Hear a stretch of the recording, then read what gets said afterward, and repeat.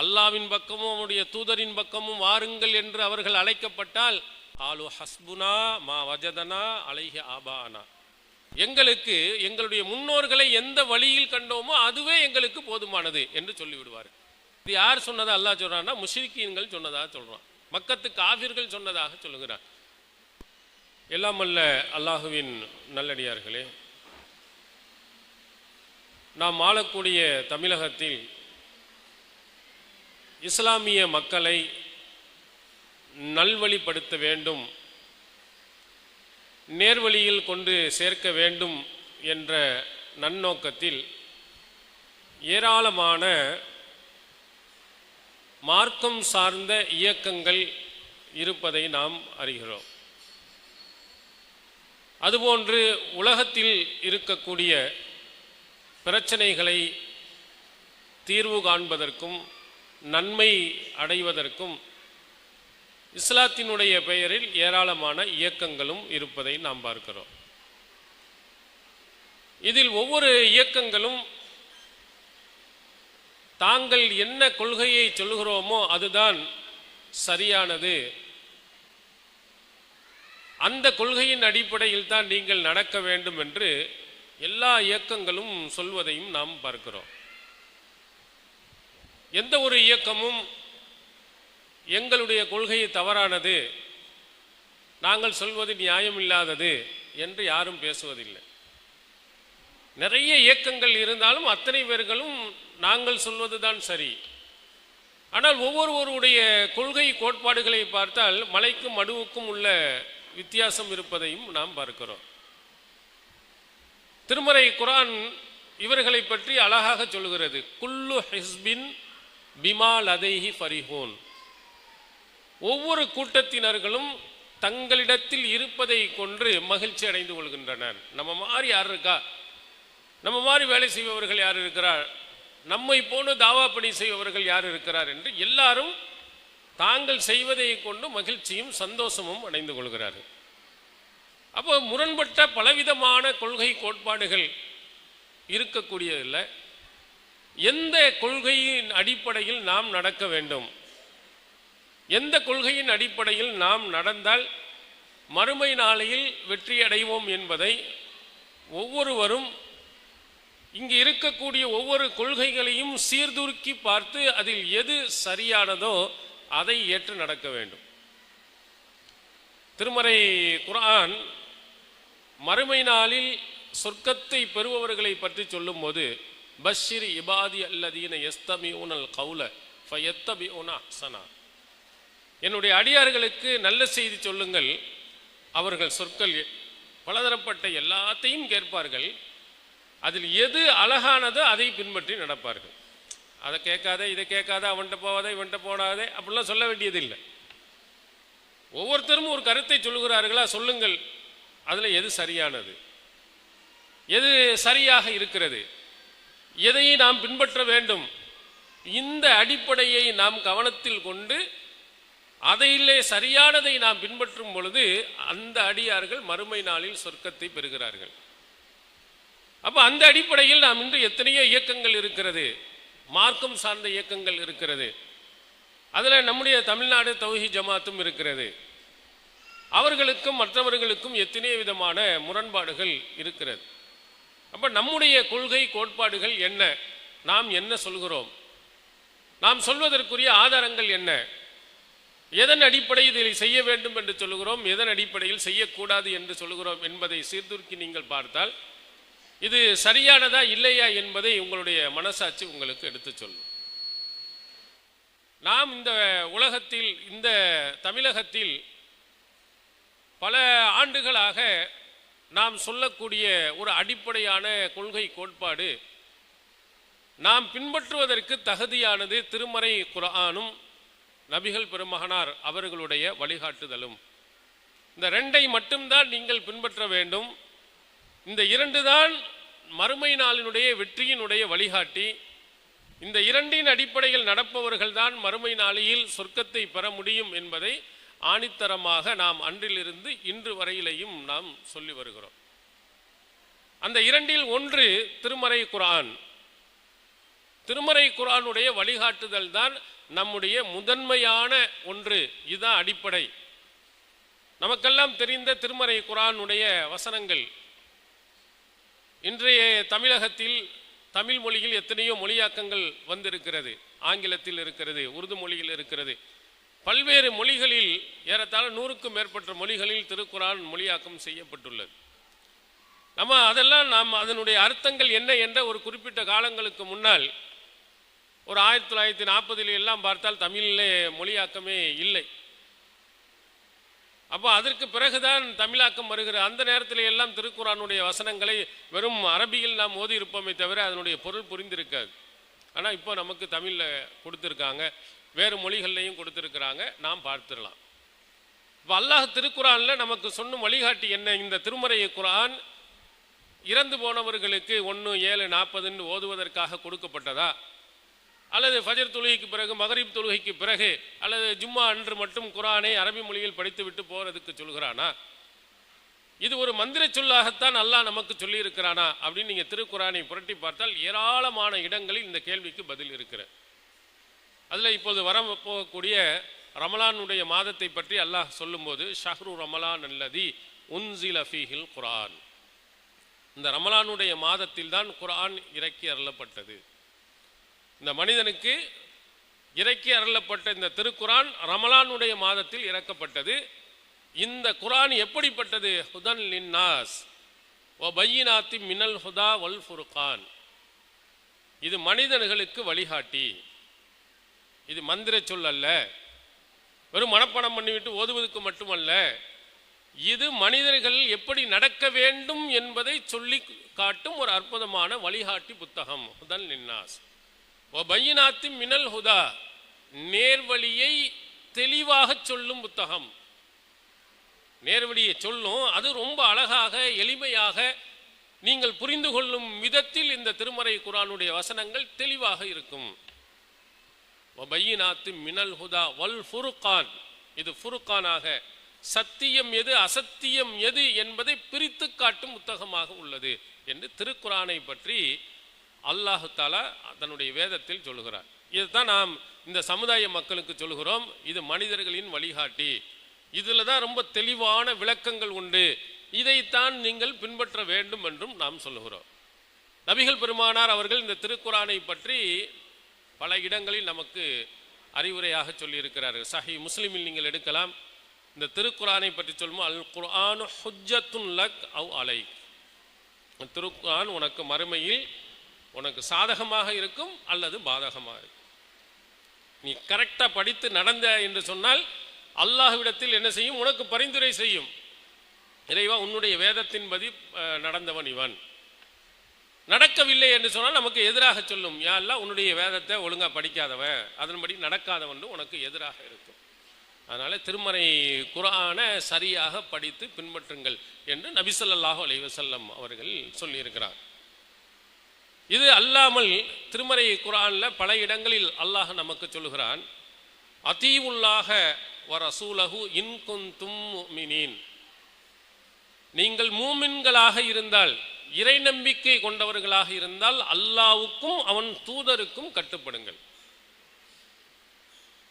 இறை நம்பிக்கை உள்ள வந்துட்டா அல்லாஹ் சொன்னபடி நடக்க வேண்டும், அவன் தூதர் சொன்ன அடிப்படையில் நடக்க வேண்டும். அல்லாஹ் சொன்னது திருமறை குர்ஆன்.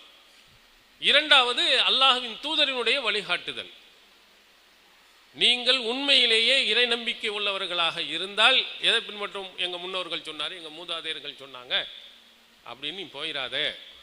அல்லாஹ்வின் நம்பிக்கை உள்ளவனாக இருந்தால் அல்லாஹ் சொன்னதை முதலில் கேள், அவன் தூதர் சொன்னபடி நீ கடை. இந்த ரெண்டு தான் இறை நம்பிக்கையாளவன் பின்பற்றக்கூடியது, இந்த இரண்டு.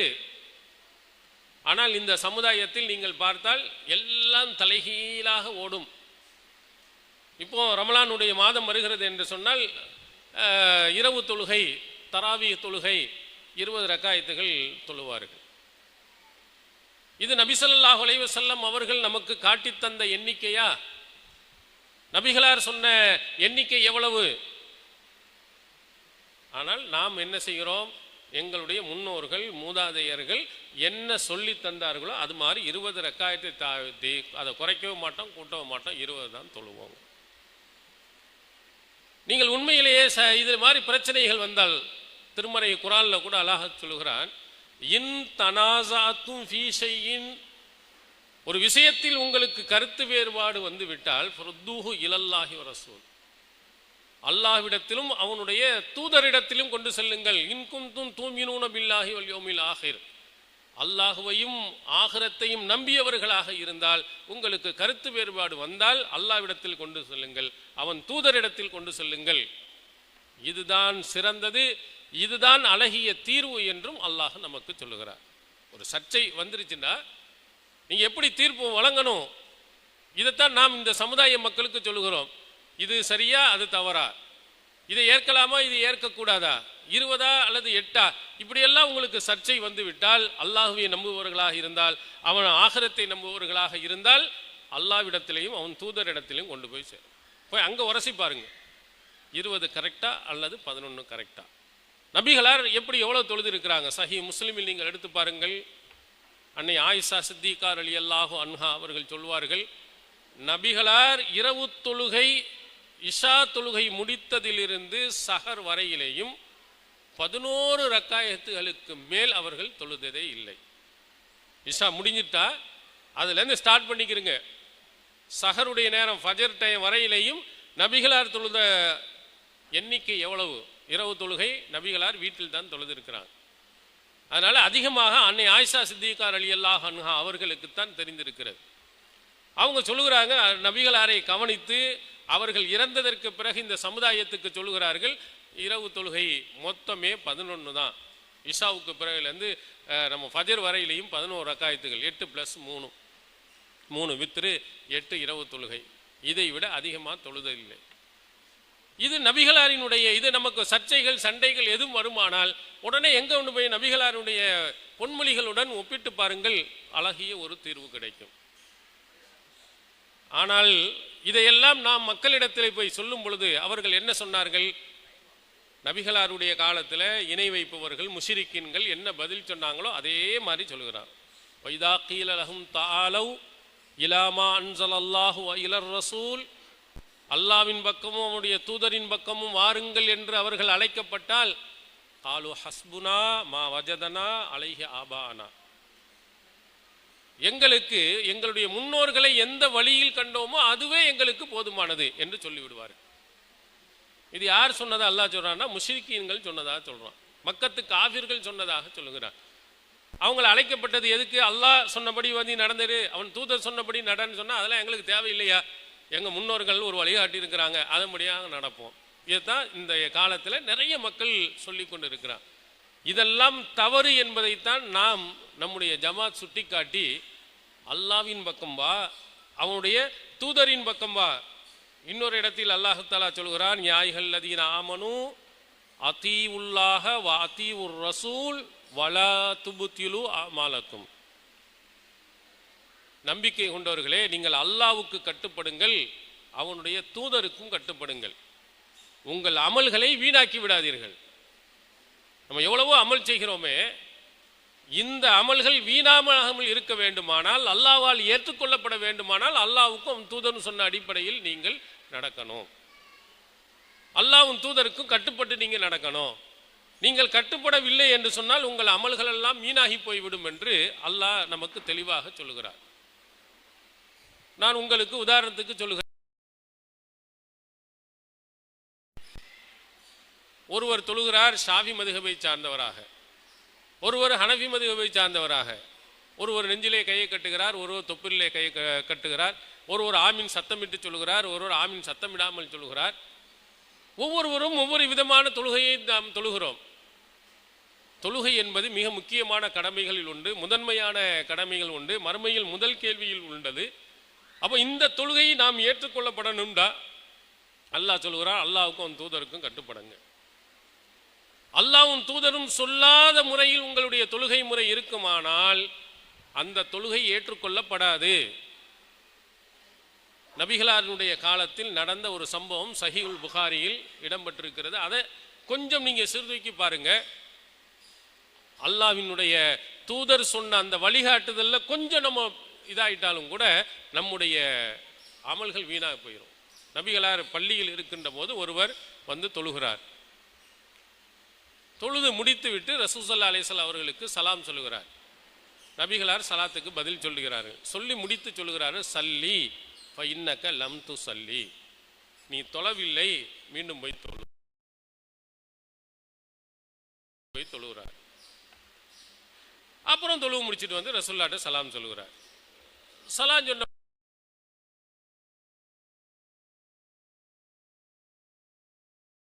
அப்படியே 3 தடவை போகிறதும் தொழுகிறதும் வர்றதும், ரசூல்லா தொழலைன்னு சொல்றதும்.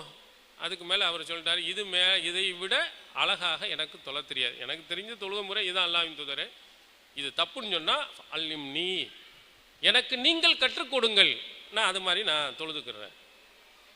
இப்போ உடனே ரசூல் ஸல்லல்லாஹு அலைஹி வஸல்லம் எப்படி தொழ வேண்டும் அந்த தொழுகை முறையை அவங்களுக்கு சொல்லி காட்டினார். இந்த சம்பவம் நமக்கு உணர்த்தும் பாடம் என்ன என்பதை நீங்கள் சிந்தித்து பாருங்கள். மஸ்ஜிது நபவி மிகச்சிறந்த ஒரு பள்ளியாசல், அங்கே தான் வந்து தொழுகிறார், அல்லாஹுவை தான் தொழுகிறார்.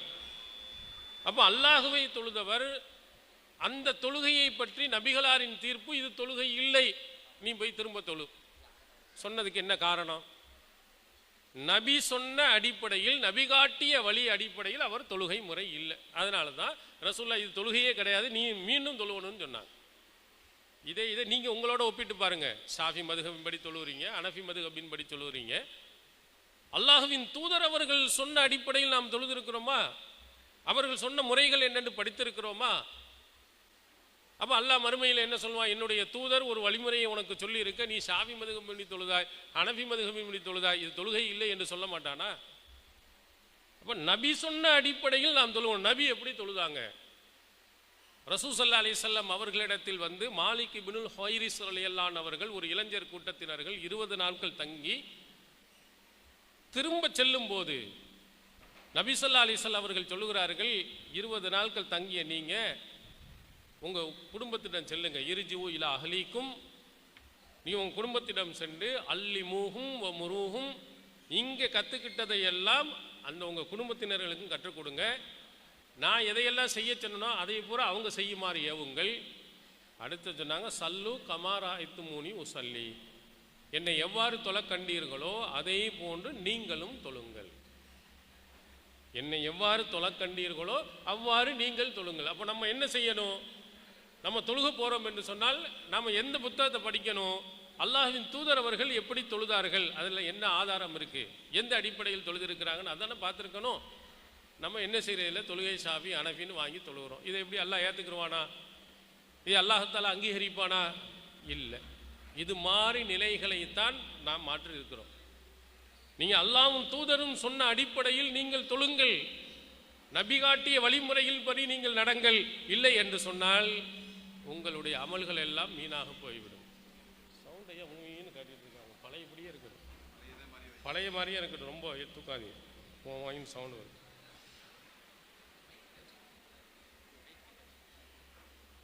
அதான் கத்துது பாருங்க, சவுண்ட் ஏன் முன்னாடி உள்ளது நல்லா இருந்துச்சு, தெரியல, அப்படியே இருக்கட்டும்.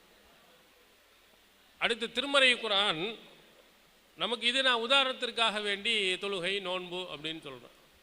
அல்லாஹ் அழகாக சொல்கிறான், லக்கது கான லக்கும் ஃபீ ரசூலில்லாஹி உஸ்வத்துன் ஹசனா, அல்லாஹுவின் தூதரிடத்தில் உங்களுக்கு அழகிய முன்மாதிரி இருக்கிறது.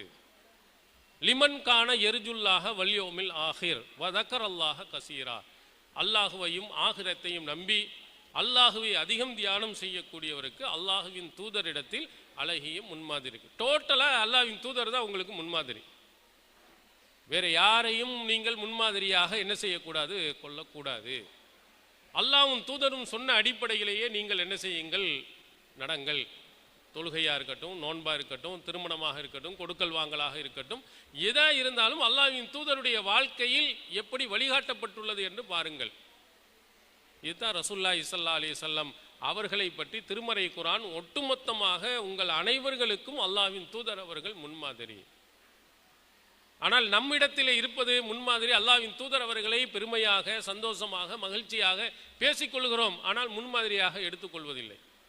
எதை சொன்னாலும் என்னுடைய முன்னோர்கள், என்னுடைய மூதாதையர்கள். இந்த இப்போ வரப்போது ரமலான் மாதம், அதுக்கு முன்னாலே ஷாபான். இந்த ஷாபான் 15 வந்து விட்டால் ஷபே பராத் என்று நாம் என்ன செய்கிறோம், கொண்டாடுகிறோம். அதில் ஒரு நோன்பு வைத்து விடுகிறோம். அதில் சில இபாதத்துகளை, வணக்க வழிபாடுகளை செய்கிறோம். நபிகளார் அப்படி செஞ்சிருக்கிறாங்களா? ஷபே பராத்தில் அந்த நாளையில் நோன்பு வைக்க வேண்டும் என்றோ, நபி ஸல்லல்லாஹு அலைஹி வஸல்லம் சில சிறப்பு வணக்கங்கள் ஈடுபட வேண்டும் என்று சொல்லியிருக்காங்கன்னா இல்லை. என்னன்னு ஏன் செய்கிறீங்க? இது காலங்காலமாக நாங்கள் அதெல்லாம் செஞ்சுட்டு வரோம், எங்கள் முன்னோர்கள்லாம் இதைத்தானே செஞ்சுட்டு இருந்தாங்க. இப்படித்தான் என்ன செய்தார்கள், பதில் சொல்லி கொண்டு அந்த நபிகளார் காட்டாத வழிமுறைகளை எல்லாம் பின்பற்றுகிறாங்க. ஆனால் அல்லாஹ் சொல்லுகிறான், நீங்கள் அல்லாஹ்வையும் ஆகிரத்தை நம்பியவர்களாக இருந்தால் அல்லாஹ் அப்படி சொல்லி இருக்கிறானா என்பதை பாருங்கள், அவன் தூதர் சொல்லி இருக்கிறானா என்பதை நீங்கள் பார்த்து அதுக்கு பிறகு நீங்கள் முடிவு செய்யுங்க. ஐவலை தொழுகையில் நீங்கள் பாருங்க, எல்லா பள்ளியாசல்கள்லேயும் அல்லாஹுவை வணங்குறாங்க, தொழுகிறாங்க. முடிந்து சலாம் முடிந்ததற்கு பிறகு மைக்கை வைத்து கொண்டு அல்லாஹும்ம ஸல்லி அலா முஹம்மதின் வ அலா அலி முஹம்மதின் அப்படின்னு சொல்லிட்டு அரபியில் துவாவை ஓத ஆரம்பிச்சிடுறாங்க. பக்கத்தில் உள்ளவர்களுடைய காதுகளுக்கு இல்லை, வெளி மைக்கு கூட போட்டு என்ன செய்கிறாங்க, துவா செய்கிறாங்க. இது அல்லாஹ் நமக்கு என்ன வழிகாட்டி இருக்கிறான், துவாவை பற்றி அல்லாஹ் நமக்கு என்ன சொல்லி இருக்கிறான்? உதுஉ ரப்பக்கும், உங்கள் இறைவனிடத்தில் பிரார்த்தனை செய்யுங்க, தலர்ருஅம் வ குஃபியா, பணிவாகவும் ரகசியமாகவும் துவா செய்யுங்க. இது திருக்குரான் நமக்கு சொல்லும் அறிவுரை. துவா கேட்டிங்கன்னா பணிவு இருக்க வேண்டும், ரகசியமாக சத்தம் போட்டு வெளியில் உள்ளவங்களை கேட்குற மாதிரி இருக்கக்கூடாது.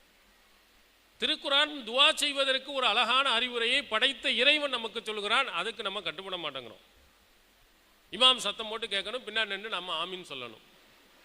நபிகளாரினுடைய வாழ்க்கையில் 23 ஆண்டு காலம் நபித்துவ வாழ்க்கையில் என்றாவது ஒரு நாள் தொழுகையில் நபிகளார் ஐவேளை தொழுகை முடித்ததற்கு பிறகு அவர்கள் துவா செய்து பின்னால் இருக்கக்கூடியவர்கள் ஆமீன் சொன்னார்கள் ஏதாவது ஒரு நபிமொழி உண்டா? ஒன்று கூட கிடையாது. தொழுகையில் கேட்க சொல்லி இருக்கிறாங்க, சஜிதாவில் கேளுங்கள் என்று சொல்லி இருக்கிறாங்க. அத்தஹியாத்தினுடைய கடைசி இருப்பில் விரும்பியதையெல்லாம் கேளுங்கள் என்று சொல்லி இருக்கிறாங்க. நபிகளார் அவர்கள் கூட்டாக சேர்ந்து நமக்கு சொல்லலை. நம்ம தனித்தனியாக அவங்க விரும்பிய டயத்தில் கேட்கலாம் அல்லது கேட்காமல் கூட போகலாம். நபிகளாரினுடைய இந்த வழிமுறைகளை எல்லாம் மீறி புதிய புதிய பித்அத்துகளும் மார்க்கத்தில் இல்லாதவைகள் எல்லாம் இந்த சமுதாயத்தில் உள்ளே புகுந்து வந்து கொண்டே இருக்கும் பொழுதுதான் நாம் இவைகள்லாம் மார்க்கம் அல்ல. ஒருவர் இறந்து போய் விட்டார் என்றால் என்ன செய்ய வேண்டும் என்று மார்க்கம் சொல்லுகிறது. ரப்பனா இக்ஃபிர் லனா வ லிஇஹ்வானினா அல்லதீன சபகூனா பில் ஈமான், எங்களுக்கு முன்னால் ஈமானுடன் சென்று விட்டவருடைய பாவங்களை மன்னிப்பாயாக அப்படின்னு பிரார்த்தனை செய்ய சொல்லுகிறது. இறந்து போனவர்களுக்கு 1ஆம் பாத்தியா 7ஆம் பாத்தியா 40ஆம் பாத்தியான்னு என்றெல்லாம் ஓதுவதற்கு நபிகளார் நமக்கு வழிகாட்டி இருக்காங்களா? ரசூலுல்லாஹ் காலத்தில் யாருமே இறந்து போகவில்லையா? நபிகளுடைய மனைவி இறந்து போனாங்க, அவங்களுடைய பிள்ளைகள் இறந்து போனாங்க, அவங்க சித்தப்பா பெரியப்பாங்கள் இறந்து போனாங்க, நபி தோழர்கள் இறந்து போயிருக்கிறாங்க, நபி தோழியர்கள் இறந்து போயிருக்காங்க. நபிகளார் உயிருடன் இருக்கும் போதே என்றாவது 1, 7, 40ன்னு ஓதியிருக்காங்களா? இல்லையே. திருக்குரான் நமக்கு காட்டும் வழிகாட்டி அந்த இறந்தவருடைய பாவங்களை மன்னிப்பதற்காக துவா செய்யுங்க. இறந்தவருக்காகவே ஜனாசா தொழுவுங்க, ஜனாசாவிலே அவருடைய பாவங்கள் மன்னிப்பதற்காக நீங்கள் பிரார்த்தனை செய்யுங்கள். இதுதான் நமக்கு காட்டி தந்த வழிமுறை. 1, 7 பாத்தியா ஓதுவதற்கோ அதை சாப்பாடு செஞ்சு கொடுப்பதற்கோ இதெல்லாம் நபிகளார் காட்டவே இல்லை. ஆனாலும் நம்ம முன்னோர்கள் மூதாதையர்கள் என்று நாம் என்ன செய்கிறோம், உள்ளே புகுந்து போய்கிட்டே இருக்கிறோம். நபிகளார் காட்டாத வழிமுறைகள் எல்லாம் வழிகாட்டுதல் என்று சொல்லுகிறோம். இதெல்லாம் மார்க்கம் நமக்கு காட்டி தந்தவை அல்ல. இந்த பிரச்சாரத்தை தான் நாம் எடுத்துக்கொண்டு போகிறோம். அல்லாஹ் சொன்ன எந்த அமல்கள் நீங்கள் செய்தாலும் அல்லாஹ்வும் தூதரும் சொன்னானா அப்படின்னு பாருங்க. குறிப்பாக பெண்கள் பாருங்க, பெண்களை தான் நிறைய ஏமாத்துகிறார்கள். சுன்னத்து என்று சொன்னால் அவங்க உணவு பூர்வமாக எதையும் அணுகக்கூடியவர்கள். நம்முடைய வாப்பா நம்முடைய அம்மா அவங்களுக்கு பாத்தியா ஓதணும் அது ஓதணும் என்று சொன்ன உடனே அப்படி இலகி போய் என்ன சொன்னாரோ அதையெல்லாம் கேட்டு போயிடுறாங்க. ஆனால் நபிகளாருடைய காலத்தில் இருந்த நபிகளாரால் உருவாக்கப்பட்ட அந்த பெண்மணிகள் எல்லாம் மார்க்கம் காட்டித்தராத வழிமுறையின் பக்கம் போனதே இல்லை. நீங்கள் சிறந்த நபித்தோழியரான ஆயிஷா சித்திகா ரலியல்லாஹு அன்ஹா அவர்கள் உங்களுக்கெல்லாம் ஒரு அழகான நபிகளாரினுடைய அறிவுரையை நமக்கு சொல்லி தந்திருக்கிறாங்க. சஹி முஸ்லிமில் எடுத்து பாருங்க. மன் அமில அமலன் லைஸ அலைஹி அம்ருனா ஃபஹுவ ரத்துன். ஒரு அமலை செய்கிறார், அதில் நம்முடைய அங்கீகாரம் அங்கே இல்லை என்றால், நம்முடைய கட்டளை இல்லை என்றால் அது ரத்து செய்யப்படும், நிராகரிக்கப்படும். இதை மனசில் வச்சுக்கிறங்க. நீ எந்த அமல் இருந்தாலும் நபிகளாரினுடைய கட்டளை உண்டா, அங்கீகாரம் உண்டா, திருக்குரானுடைய அறிவுரை உண்டா, அது செய்ய வேண்டும் என்ற கட்டளை உண்டான்னு பாருங்க. இல்லை என்றால் அது நிராகரிக்கப்படும். எவ்வளவு அமல்களில் எங்கே இதுக்கு ஹதீஸ் இருக்கா, இதுக்கு ஹதீஸ் இருக்கா நீங்கள் எடுத்து பார்த்தீங்கன்னா 99% நாம் செய்யும் அமல்களுக்கு ஒன்றுக்குமே ஆதாரம் கிடையாது. எல்லாம் முன்னோர் மூதாதையர்கள் சொன்னார்கள்னு அப்படியே தான் போயிட்டே இருக்கிறோம். அவைகளெல்லாம் ஏற்றுக்கொள்ளப்படாது என்று நபி ஸல்லல்லாஹு அலைஹி வஸல்லம் சொன்ன செய்தியை ஒரு பெண்மணி தான் இந்த சமுதாயத்திற்கு சொல்லி இருக்கிறார். எப்படியெல்லாம் இந்த சமுதாயத்தில் இருக்கக்கூடியவர்கள் ஏமாற்றப்பட்டு இருக்கிறார்கள். பாத்தியா என்ன போல தஞ்சை மாவட்டங்கள்லாம் பார்த்தீங்கன்னா அங்கே காவாய் தண்ணீர் ஓணும், அங்கே அடிக்கடி பாம்புகள் வெளியே வரும். அது தண்ணீர் பாம்பு வீட்டுக்குள்ளே நுழைஞ்சிடும். அடிக்கடி வீட்டுக்குள்ளே நுழைஞ்ச உடனே அதுக்கு என்ன சொன்னாங்க, அதுக்கு ஒரு ஃபாத்தியா ஓதுங்க. யார் மேலே ஃபாத்தியா ஓதுரு? மூசா நபிக்கு ஒரு ஃபாத்தியா ஓதுனீங்க, எல்லா பாம்பும் வராமல் ஓடி போயிடும். மூசா நபியை அந்த பாம்பை பார்த்து பயந்தாருன்னு அல்லாஹ் சொல்கிறான். கைத்தடியே எல்லாம் போட சொல்கிறான். அதை பிடிங்க இருந்தோன்னா அது பாம்பா மாற அல்லாஹ் சொல்கிறான், லா தக பயப்படாதீங்க, நான் திரும்பவும் அது கைத்தடியாக நான் மாற்றிடுவேன். மூசா நபி பயந்ததாக அல்லாஹ் பயப்படாதீங்கன்னு சொல்கிறான். தமிழே பழமொழி சொல்லுவாங்க, பாம்பு என்றால் படையும் நடுங்குண்டு. இப்போ இங்கே இடையில ஒரு பாம்பு உள்ளே விட்டால் என்ன ஆகும்? செதறி எல்லாமே எங்கெங்கே ஓடி போயிடுவாங்க. எந்த இதாக இருந்தாலும் முடியும், எவ்வளோ பெரிய ஆளாக இருந்தாலும் பயந்து ஓடத்தான் செய்வான். மூசா நபியும் சாதாரண மனிதர் தான், அவரும் பயந்தார் தான் சொல்கிறான். ஆனால் இங்கே எப்படி ஜாயிண்ட் பண்ணுறான்? மூசா நபி பாம்பு, ரைட்டு, மூசா நபிக்கு ஒரு பாத்தியா ஆகுது.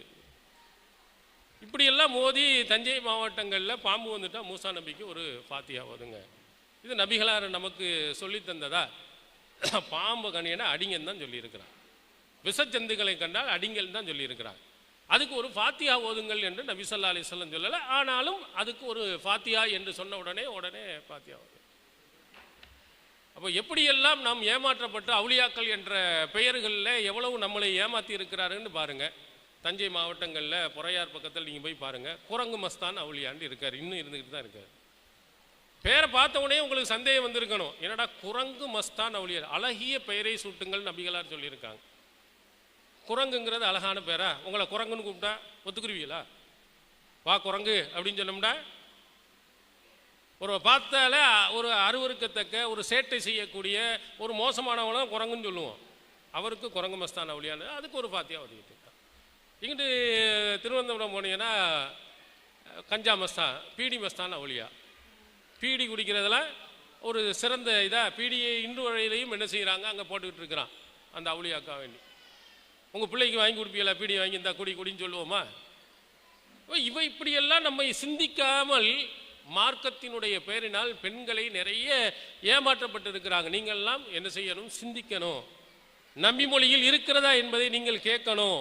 ஒரு உதாரணத்தை சொல்கிறேன். நபி தோழர்களிடத்தோல நபிகளாருடைய காலத்தில் நபிகளாரிடத்தில் இருந்தவர்களிடத்திலேயே கேள்வி கேட்டவர்கள் பெண்மணிகள். உம்மு யாக்கூப் என்று சொல்லக்கூடிய ஒரு பெண்மணி, சஹீஹுல் புகாரியில் எடுத்து பாருங்க. இப்னு மசூத் மிகச்சிறந்த ஒரு நபித்தோழர், ஆரம்ப காலத்தில் இஸ்லாத்தை தழுவியவர், காத்திபுல் வஹியை எழுதியவர், 70க்கும் மேற்பட்ட திருமறை குர்ஆனுடைய அத்தியாயங்களை வைத்திருந்தவர், திருக்குர்ஆனுடைய வசனங்கள் வேறு யாரிடத்திலாவது இருந்தால் உடனே எவ்வளவு தூரமாக இருந்தாலும் புறப்பட்டு போய் அதை பெற்று வந்தவர் மிகச்சிறந்த ஒரு நபித்தோழர் அப்துல்லா பின் மசூத் ரலியல்லாஹு அன்ஹு. அவர்கள் சொன்னதாக ஒரு செய்தி பரவுகிறது. ஒட்டு முடி வைப்பவர்களை அல்லாஹ் சபிக்கிறான். முடி உதிர்ந்துருச்சுன்னு சொன்னால் சௌரி முடியை வாங்கி வச்சுக்கிட்டோம்னா அது அல்லாஹ்வின் சாபத்திற்கு உரியது. இந்த செய்தி அப்படியே பரவி ஒரு பெண்மணி உம்மு யாக்கூப் என்று சொல்லக்கூடிய ஒரு பெண்மணியின் காதுகளுக்கு எட்டுது. அவர்கள் உடனே புறப்பட்டு வந்துட்டாங்க. அல்லாஹ் சபிக்கிறான் என்று சொன்னால் எங்கே இருக்கணும்? திருக்குர்ஆனில் தானே இருக்கணும். எந்த குர்ஆன் வசனம் இருக்குன்னு நேராக போய் அப்துல்லா பின் மசூத் ரலியல்லாஹு அன்ஹு அவர்கள்ட்ட போய், நீங்கள் இப்படி சொன்னீங்களே அப்படியா? கராத்து மாபைன் லவ்ஹைனி மாஜத்து ஃபீ, திருக்குர்ஆனை இந்த அட்டையிலிருந்து இந்த அட்டை வரையிலையும் நான் படித்திருக்கிறேன். அப்படி எங்கேயும் நான் பார்க்கலையே. யாரிடத்தில் யார் கேட்குறான்னு பாருங்க. ஒரு சாதாரண ஒரு பெண்மணி நபி தோழர், நபிகளாருடன் இருந்தவர்கள், திருக்குரானை எழுதியவர்கள், திருக்குரான் நிறைய அத்தியாயங்களை வைத்திருந்த ஒரு மிகச்சிறந்த ஆரம்ப காலத்தில் ஏகத்துவ கொள்கையில் ஈர்க்கப்பட்ட ஒரு நபி தோழரிடத்திலே போய் கேள்வி கேட்கிறார். அப்படி குரான் வசனத்தில் எங்கும் இல்லையே. இந்த வசனத்தில் டோட்டல் குரானை நான் படித்திருக்கிறேனே, எங்க ஒட்டுமுடி வைத்தவர்கள் சாபத்துக்குரியபடி எங்க இருக்கு? உடனே அப்துல்லா பின் மசூத் ரலியல்லாஹு அன்ஹு திரும்ப சொல்கிறார்கள், மா ஆத்தாக்குமுர் ரசூலு ஃபஹுதூஹு வமா நஹாக்கும் அன்ஹு ஃபந்தஹு. இப்படி இருக்கா? பலா, இது இருக்கு. இது எங்க இருக்கு? சூரத்துல் ஹஷ்ர் 59வது அத்தியாயத்தில், பிரபலியமான அத்தியாயம் இல்லை, அதுல ஒரு இடத்துல வந்திருக்குது, மா ஆத்தாக்கும் ரசூலு ஃபஹுதூஹு வமா நஹாக்கும் அன்ஹு ஃபந்தஹு. உங்க தூதர் எதை கொண்டு வந்தாரோ அதை எடுத்துக்கொள்ளுங்கள், அவர் எதை தடுத்தாரோ அதை விட்டும் தவிந்து கொள்ளுங்கள். இந்த வசனம் சொன்ன உடனே டக்குன்னு அந்த பெண்மணி சொல்லுகிறார்கள், இது இருக்கிறது, ஓகே, இது கரெக்ட் தான். அப்போ அப்துல்லா பின் மசூத் ரலியல்லாஹு அன்ஹு அவர்கள் சொல்லுகிறார்கள், இப்போ இதனுடைய அர்த்தம் என்ன? அல்லாஹ்வின் தூதர் சொன்னது அல்லாஹ் சொன்ன மாதிரி, அல்லாஹ் தடுத்தானது அல்லாஹ் தடுத்த மாதிரி. அல்லாஹ்வின் தூதர் அவர்கள் ஒட்டுமுடி வைப்பதை சாபத்துக்குரியன்னு சொன்னாங்க. அப்போ அல்லாஹ் சொன்னா, ரசூல்லா சொன்னா அல்லாஹ் சொன்ன மாதிரி தானே, அந்த கருத்தில் தான் சொன்னேன் என்று விளக்கம் கொடுக்கிறாங்க. பாருங்க, பெண்மணி எவ்வளவு கரெக்டாக ஒவ்வொரு விஷயத்தையும் தெளிவாக தெரிந்து வைத்திருந்திருக்கிறார்கள். எதை சொன்ன உடனேயே ஒரு நபித்தோழர் சொன்னாலும் கூட கண்ணை மூடிக்கொண்டு ஏற்கல, இருக்கா இல்லையான்னு பார்த்து எந்த கருத்தில் சொன்னீர்கள் என்பதை கேட்டு சொல்லியிருக்கிறாங்க. குர்ஆனை அந்த அளவுக்கு தெளிவாக படிச்சிருக்கிறாங்க. அது மாதிரி பெண்மணிகள் உருவாக வேண்டும் என்பதைத்தான் நாம் இன்று கூட உங்களுக்கு பரிசளிப்பு திருக்குரானில் இருந்து கேள்விகள் கேட்டு தான் அதை கொடுக்குறாங்க. இதை நாம் உருவாக்குறோம். நம்முடைய ஜமாத்தின் மூலம் சொல்லப்படக்கூடியவைகள் இவைகள் தான், குர்ஆன், இன்னொன்று ஹதீஸ். இதில் முக்கியமான பாயிண்ட், ஒரு சின்ன இது மட்டும் உங்களுக்கு சொல்ல வேண்டியிருக்கிறது. அதில் நபிகளாரினுடைய பொன்மொழிகள் குர்ஆனுக்கு முரண்படுமா? இதுதான் தலைப்பினுடைய அடிப்படையான ஒன்று. நாம் சொல்வது குர்ஆன் படி நடக்கணும், நபி வழியின்படி நடக்கணும். அப்போ குர்ஆன் ஹதீஸ் என்று இருக்கும் என்று சொன்னால் அல்லாஹ்வின் தூதருடைய கருத்து குர்ஆனுக்கு முரணாக சொல்வார்களாண்டா எந்த ஒரு சிறு பிள்ளையும் சொல்வார்கள் இல்லை, கண்டிப்பாக இருக்காது. இந்த திருக்குரானை விளக்குவதற்கு தான் நபியே வந்தாங்க, நபிகளாருக்கு தான் திருக்குரான் இறக்கப்பட்டது. திருக்குரானுடைய சட்டத்தை, அல்லாஹ்வினுடைய சட்டத்தை மீறி எதிராக அல்லாஹ்வின் தூதர் அவர்கள் சொல்வார்களாண்டா கண்டிப்பாக சொல்ல மாட்டாங்க. இது 100% அதற்கு மேலும் நாம் சொல்லலாம், நபியின் சொல் குர்ஆனுக்கு முரணாக ஆகும். ஆனால் சில செய்திகளை நாம் என்ன செய்கிறோம், குர்ஆனுக்கு முரண் என்று பின்பற்றக்கூடாது, இதை ஏற்கக்கூடாது என்று சொல்கிறோம் என்றால் அது நபியினுடைய சொல் என்று நாம் நபியினுடைய சொல் என்று பொய்யாக சொல்லப்பட்டுள்ளது, நபியினுடைய கருத்தாக தவறாக சொல்லப்பட்டுள்ளது. இது நபியே சொன்னது இல்லை என்று தான் சொல்லுகிறோமே தவிர நபி சொன்னது என்று உறுதியான ஒன்றை நாம் எங்கேயும் மறுப்பதில்லை. நபி ஸல்லல்லாஹு அலைஹி வஸல்லம் அவர்கள் சொன்னதாக ஒரு செய்தி இருக்குமானால் அந்த செய்தியை முதல்ல உறுதி செய்யணும், இது நபி சொன்னதா இல்லையா. சில விஷயங்கள் நாம் பார்த்த உடனேயே சொல்லிவிடலாம், இது நபியின் கூற்றே கிடையாதுன்னு நீங்கள் சொல்லிடலாம். இதுக்கு அறிவிப்பாளர் கரெக்டாக இருக்காங்களா, எந்த புத்தகத்தில் இருக்காங்களா நீங்கள் பார்க்க வேண்டியதில்லை. இப்போ உதாரணத்துக்கு ஒரு செய்தியை சொல்கிறேன், அரபி மூலத்தில் உள்ளதுதான். அழகிய பெண்களை பார்ப்பது பார்வையை கூர்மையாக்கும் அப்படின்னு நபிகளார் சொல்லியிருக்கிறார். இது சரியான ஹதீஸா? இதை ஏற்க முடியுமா? நல்ல அழகான பொம்பளைகள் போய் பார்த்துக்கிட்டே இருந்தீங்கன்னா கண்ணு பளபளபளன்னு என்ன செய்யும், கண் பார்வையெல்லாம் கூடிக்கிட்டு போகும். இப்படி ரசூல்லா சொல்லுவாங்களா? இதை போய் நீங்கள் எது பார்க்கணுமா? பார்க்கணும், பளிச்சுன்னு நீங்கள் என்ன செஞ்சிடலாம். திருக்குரானை பெண்களை பார்த்தா தலையை குனிஞ்சுக்கிட்டு தான் சொல்லுது. இது எப்படி ரசூல்லா சொல்லுவாங்க? நீங்கள் என்ன அரபியில் எதில் சொன்னாலும் இது கரெக்ட் இல்லைன்னு நீங்கள் பளிச்சுன்னு உடனே சொல்லிடலாம். இன்னொரு செய்தி அரபி மூலத்தில் பதிவு செய்யப்பட்டதை தான் நான் சொல்கிறேன், இல்லை புத்தகத்தில் எழுதப்பட்ட ஒன்று. ரசூல்லா சொன்னாங்கன்னு அதுவும் இருக்குது. அல்லாஹ் தன்னை எப்படி படைத்து கொண்டான்? அபூ ஹுரைரா ரலியல்லாஹு அன்ஹு அவர்கள் அறிவிக்கிறாங்க, அல்லாஹ் தன்னை எப்படி படைத்து கொண்டான் என்று ஒரு நபி தோழர் அல்லாஹ்வின் தூதரிடத்திலே கேள்வி கேட்குறாங்க. உடனே ரசூல்லா பதில் சொல்லுகிறாங்க, அல்லாஹ் முதல்ல குதிரையை படைச்சான், குதிரையை ரொம்ப வேகமாக ஓட விட்டான். குதிரைக்கு வியர்வை வருமா? வியர்வை வராது. அப்போ எவ்வளவு வேகமாக ஓடி இருந்தால் வேர்வை வந்திருக்கும், அவ்வளவு ஃபாஸ்ட் கடுமையாக ஓட விட்டு அந்த வியர்வை துளியில் இருந்து அல்லாஹ் தன்னை படைத்து கொண்டான். இப்படி ஒரு செய்தி இருக்கு. இது ஏற்றுக்கிற மாதிரி உள்ளதா இல்லையா? ஏற்றுக்கலாம் தானே? இது படித்த உடனே உங்களுக்கு விளங்குது. அல்லாஹ் தன்னை எப்படி படைச்சான்னா குதிரையை முதல்ல குதிரையை படைச்சது யாரு? அது கேள்வி நிற்கிதுல. உழப்பலா இருக்கா? குழப்பமா இருக்கா? அல்லாஹ் தன்னை எப்படி படைத்து கொண்டான்னு முதல்ல குதிரை வந்தா குதிரையை படைத்தது யாரு? இப்படியெல்லாம் சில செய்திகள் பார்த்த உடனேயே அல்லாஹ்வின் தூதர் அவர்கள் சொல்லியிருக்க மாட்டாருங்க. நீங்களே வெளியெல்லாம் படிங்க. இந்த செய்தியை சொன்ன உடனே என்ன ஒரு உளர்ற மாதிரி இருக்க அப்படின்னு நீங்கள் சொல்லிடலாம். இப்படியும் சில செய்திகள், இன்னும் சில செய்திகள் உண்டு. அந்த செய்திகள் எப்படிப்பட்ட செய்திகள் என்றால், திருமறை குர்ஆனுடைய சட்டங்களுக்கு முரணாக இருக்கும். இப்போ அதை பற்றி ஹதீஸ்கலை அறிஞர்கள் சொன்ன ஒரு கருத்தை நம்ம சொல்கிறோம் பாருங்க. ஐயக்கூன முனாக்கிரன் லி நஸ்ஸில் கிதாப் அந்நுகத் என்ற நூலில் பதிவு செய்ய ஹதீஸ் கலை விதிகளினுடைய திருக்குர்ஆனுடைய நேரடியான சொல்லுக்கு முரணாக ஒரு செய்தி இருக்குமானால் அது இட்டுக்கட்டப்பட்ட செய்தி. ரசூல்லா சொல்லலை, ரசூல்லா சொன்ன மாதிரி பொய்யா இட்டுக்கட்டியிருக்காங்க. அல்லாஹ் சொன்ன அந்த சட்டத்துக்கு முரணாக, மாற்றமாக, எதிராக அல்லாஹ்வின் தூதர் அவர்கள் சொன்னதாக ஒருத்தன் சொன்னான்டா அது இட்டுக்கட்டப்பட்டதுன்னு விளங்கிக்கிறங்க. அதை நீங்கள் ஏற்க வேண்டியது. இது நம்ம சொல்லதெல்லாம் இல்லை, அறிஞர்கள் முந்தைய காலத்தில் சொன்ன ஒரு சட்டம். இது மாதிரி திருமறை குர்ஆனுக்கு முரணான ஒரு சில செய்திகள் அறிவிப்பாளர் வரிசை சரியாக இருந்தாலும் குர்ஆனுடைய சட்டங்களுக்கு முரணாக அமைஞ்சிருக்கு. அது மாதிரி செய்திகளை ஏற்காதீங்கன்னு. இது நாம் சொன்னதல்ல.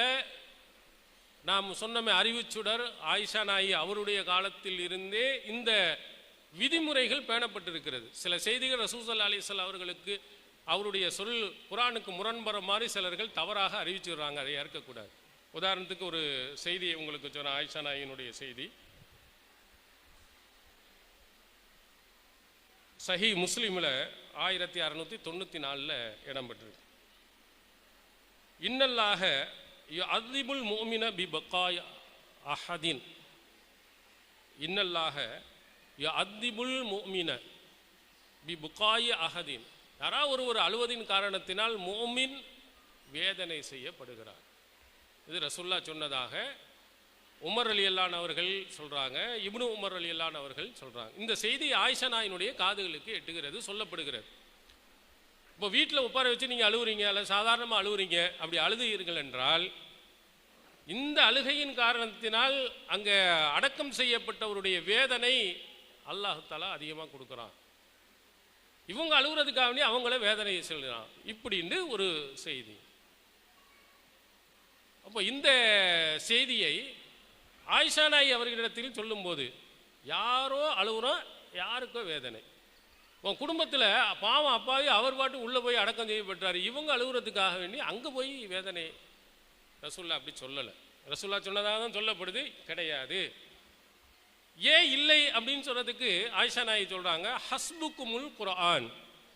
இந்த கருத்து தப்புங்கிறதுக்கு குர்ஆனே உங்களுக்கு போதுமானது. லா தஸிரு வாஸிரத்தும் விஸர உஹ்ரா, ஒருவருடைய பாவச்சுமையை இன்னொருவர் சுமக்க முடியாதுன்னு ஒரு அடிப்படை விதியை திருக்குர்ஆன் சொல்லுது. இவன் செஞ்ச தப்புக்கு அவனை அடிக்கக்கூடாது. எவன் தப்பு செஞ்சானா அவன் அடி. எவன் ஒப்பாரி வச்சு அழுகுறான் அவனுக்கு தண்டனை கொடுங்க. அவரை போய் எதுக்கு நீங்கள் வேதனை செய்கிறீங்க? இது திருக்குர்ஆனுடைய விதிக்கு முரணாக இருக்குது. இந்த செய்தி ரசூல்லா சொல்லலை. யார்கிட்ட வருது? ஆயிஷா நாயிட்ட வரும் பொழுது ஆயிஷா நாயி உமர் அவர்கள் சொன்ன, இப்னு உமர் அவர்கள் சொன்ன இந்த செய்தியை மறுக்கிறார்கள். காரணம், குர்ஆனுக்கு முரணா ரசூல்லா பேச மாட்டாங்க, சொல்ல மாட்டாங்க. குர்ஆனுடைய விதிக்கு மாற்றமாக நபிகளாருடைய கருத்து இருக்காது. இது தவறுதலாக ஏதோ ஒரு இதில் சொல்லிட்டாங்க.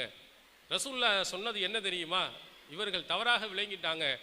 ஒரு யூதனுடைய மையத்தை பற்றி சொல்லும்போது தான் சொன்னாங்க, யூதனுடைய மையத்திற்கு இங்கே வேதனை செய்யப்படுகிறது, அவர்கள் அங்கே அழுது கொண்டு இருக்கிறார்கள். இப்படி சொன்னதை தான் இணைத்து இப்படி இதுவரை அழுவதின் காரணத்தினால் அங்கே வேதனை செய்யப்படுகிறது என்று நினைச்சிட்டாங்க. அவங்க வேதனை செய்யப்பட்டிருக்கிறாங்க, இங்கே ஒப்பார வச்சு அழுதுகிட்டு இருக்கிறாங்க. இது இரண்டையும் இணைத்தால் போல் சொல்லி தவறுதலாக இப்னு உமரும் சொல்லிவிட்டார்கள் என்று ஆயிஷா நாயி விளக்கம் சொல்கிறார். இன்னொரு விஷயத்தை உங்களுக்கு சொல்கிற பாருங்க.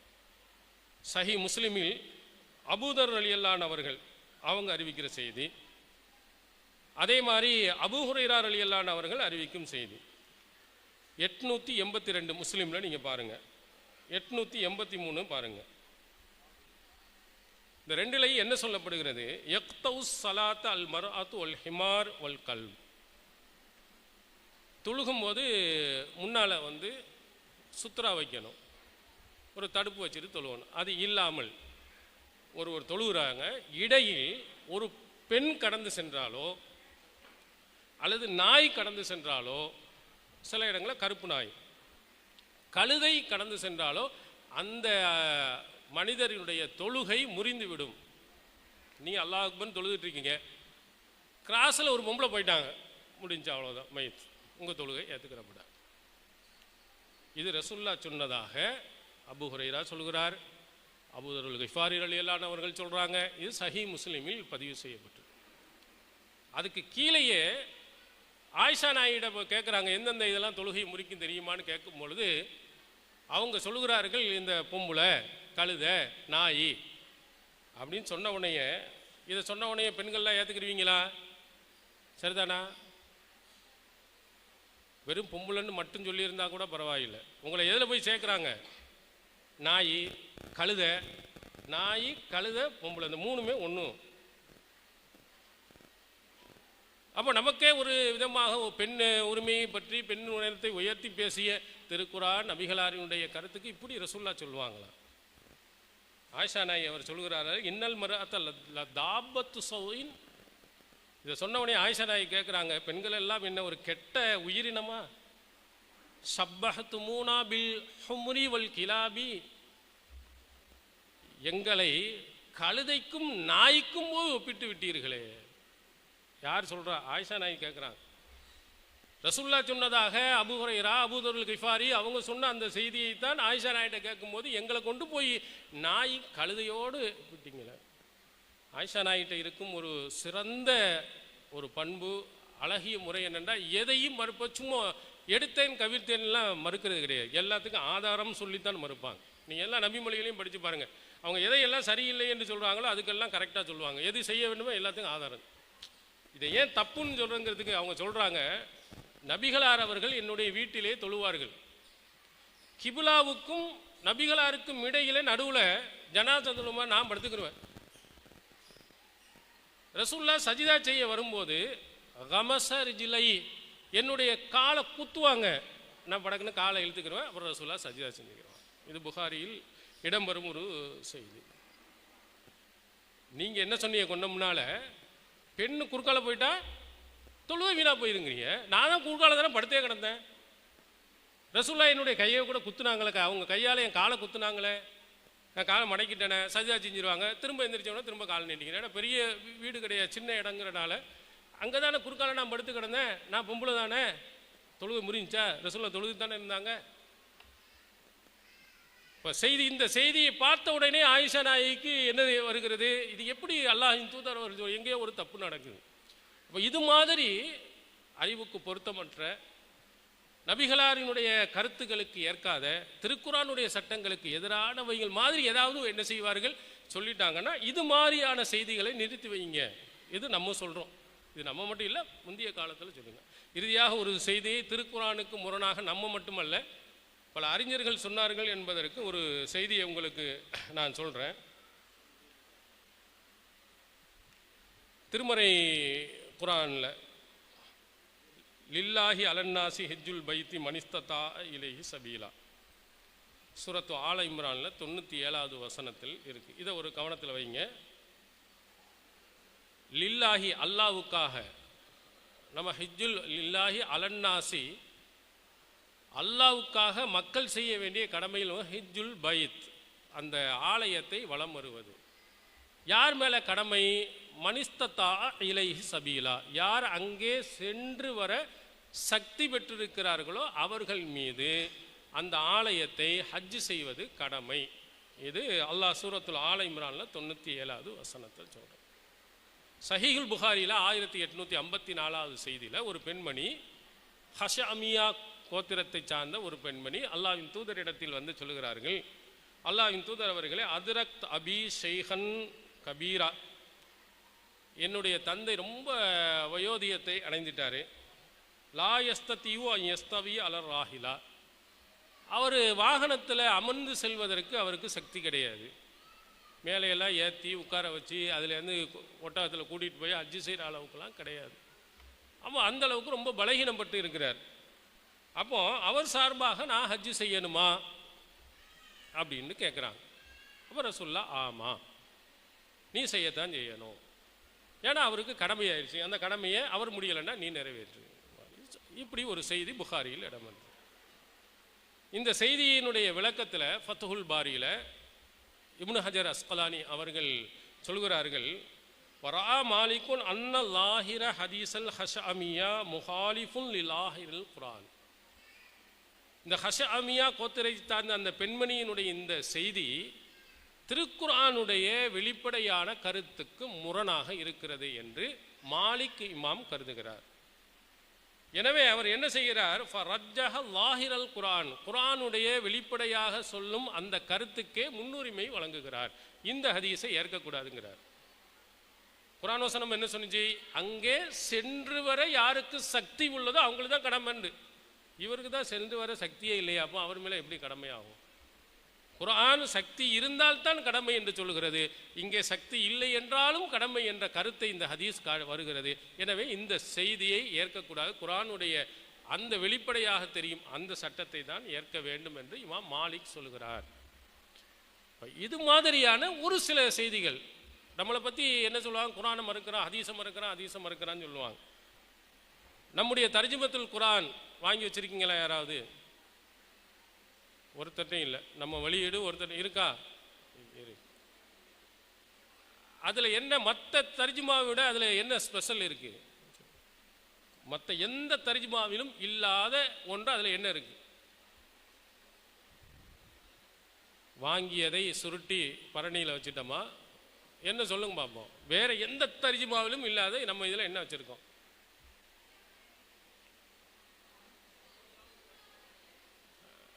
ரசூலுல்லாஹ்வுடைய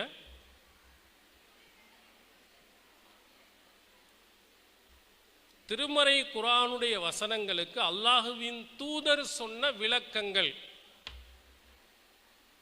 ஒரு வசனத்தை சொன்னால் இந்த வசனத்துக்கு நபிகளார் விளக்கம் சொல்லி இருந்தால் அந்த விளக்கத்தை பின்னால் கொடுத்திருக்கிறோம். இந்த வசனம் இங்கே இறங்கியது என்றால் அது ஹதீஸில் இருந்தால் கொடுத்திருக்கோம். எவ்வளவு கொடுத்திருக்கிறோம்? தர்ஜுமத்துல் குர்ஆன், குர்ஆனுடைய மொழிபெயர்ப்பு அளவுக்கு ரசூலுல்லாஹ்வுடைய நபிமொழிகள் அதில் கொடுத்துருக்காங்க. அதே ஏறத்தாழ பாதிக்கு பாதி. நீங்கள் இருக்கா இல்லையாங்கிறத பின்னாடி போய் பாருங்கள். குர்ஆன் வசனங்கள் போட்டால் அது கீழே நம்பர் போட்டிருப்பாங்க, 15, 16, 18. 18ஆம் பக்கத்தில் போய் பார்த்தீங்கன்னா புகாரியில் உள்ள ஹதீஸு, முஸ்லீமில் இந்த ஹதீஸு, இந்த வசனத்தினுடைய நேரடி விளக்கமாகவோ அந்த வசனத்தில் இருக்கும் கருத்தை நபிகளார் தெளிவுபடுத்தும் விதமாகவோ ஒரு செய்தி இருக்குமானால் ஏறத்தாழ பாதிக்கு பாதி அளவுக்கு, அதே அளவுக்கு நாம் ஹதீஸை கொடுத்துருக்குறோம். ஆனால் நம்மளை பார்த்து என்ன செய்யறாங்க, ஹதீஸை மறுக்கிறாங்கன்னு சொல்லிட்டு இருக்கு. தர்ஜுமத்துல் குர்ஆனையே நீங்கள் எடுத்து பார்த்தாலே அதுவே உங்களுக்கு ஒரு சான்று. அல்லாஹ்வின் தூதருடைய சொல் எவ்வளவு முக்கியம். நம்ம தான் ஆரம்ப காலத்திலிருந்து இதை வலியுறுத்தி கொண்டு இருக்கிறோம். தொழுகை புக்குன்னு பாருங்கள், தொழுகை புக்கில் மொத்தம் எத்தனை வசனம் இருக்கும்? ஒரு 10 வசனம் 15 வசனமோடு இருக்காது.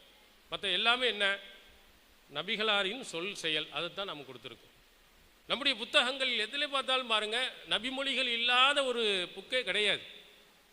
அத்தனையிலும் நபியினுடைய சொல்லுக்கு முக்கியத்துவம் கொடுக்க தான் செய்கிறோம்.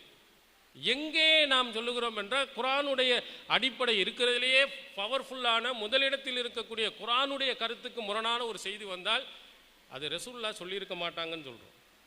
ரசூலுல்லாஹ் சொல்லாக அது இருக்காது, அதனால் அதை நிறுத்தி வையுங்கள் என்று தான் சொல்லியிருக்கோமே தவிர நபிகளாரினுடைய சொல் என்று இருக்குமானால் கண்டிப்பாக அதை பின்பற்றுவதில் முதன்மையானவர்களாக நாம் இருப்போம்.